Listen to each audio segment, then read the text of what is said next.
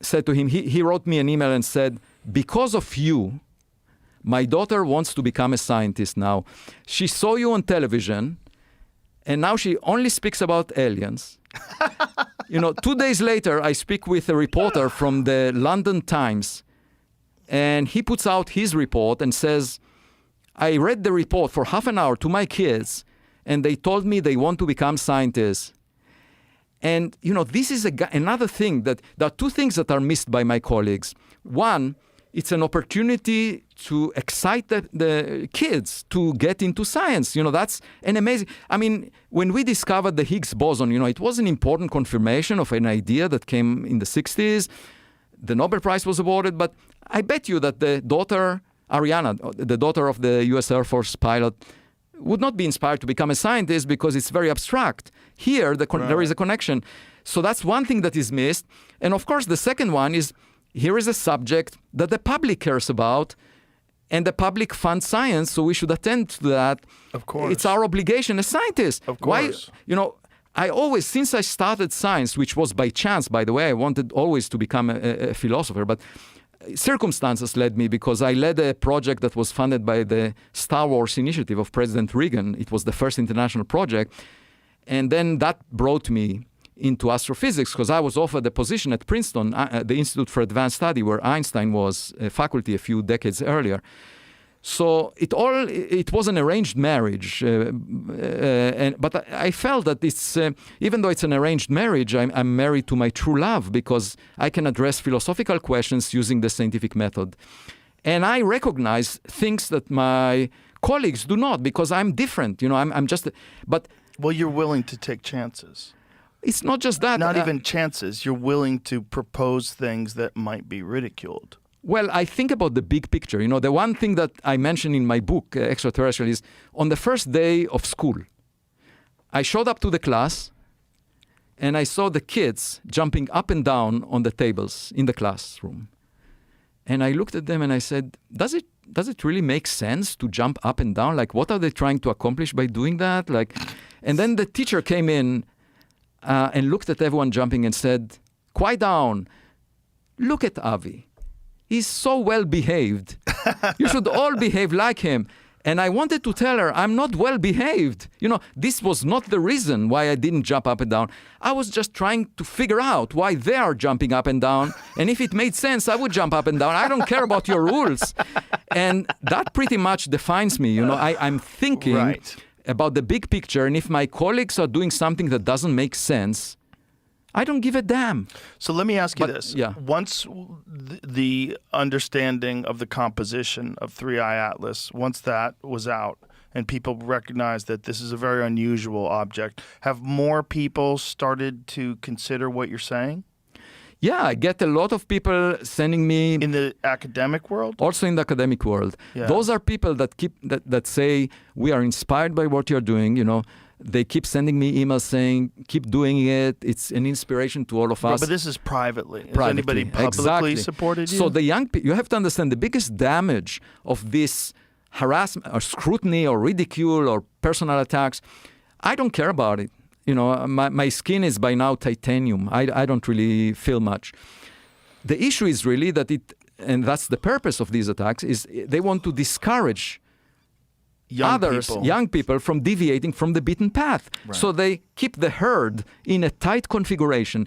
And the risk from that is, one suggestion that was very popular when I started astrophysics, half a century ago. By the way, I lived throughout half of modern physics, roughly. Half of modern physics. So half a century ago, it was thought that there is a symmetry of nature called supersymmetry, and that the dark matter is the lightest particle associated with that symmetry because it's stable. Right. And everyone said that must be right. And lots of castles were built on this foundation, including string theory, that was assuming this to be true. And then the Large Hadron Collider at CERN was built for $10 billion, searched for supersymmetry and didn't find it. Now, what is the lesson? Yes, it was a beautiful idea. And sometimes nature is not what we think it is, okay? So we should not ridicule ideas that are different than what the mainstream is doing because the mainstream makes mistakes. This was, a lot of money and effort went to that. There are thousands of papers basing their analysis or mathematical constructions on supersymmetry. And a lot of people are unwilling to abandon that as well, right?